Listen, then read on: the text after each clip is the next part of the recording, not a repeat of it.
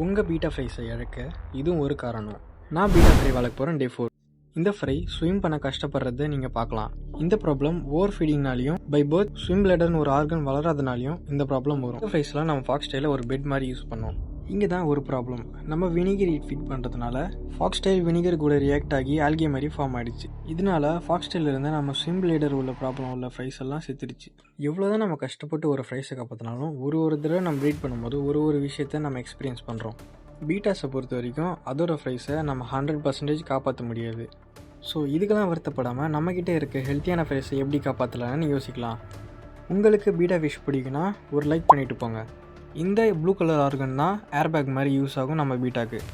இந்த சிம்பிள் ப்ராப்ளமானது ஃப்ரைஸ்க்கு வந்தால் நம்மளால் எதுவும் பண்ண முடியாது. சப்போஸ் அது அடல்ட்டுக்கு வந்தால் ட்ரீட்மெண்ட் கொடுத்து அதை காப்பாற்ற முடியும். ஸோ உங்களோட ஃப்ரை செட்டப்பை ஃபஸ்ட்டு வீக் எம்டியாக வைக்கிறது நல்லது. இந்த சீரிஸோட அடுத்த எபிசோட்ஸை தொடர நம்ம சேனலை சப்ஸ்கிரைப் பண்ணி வச்சுக்கோங்க.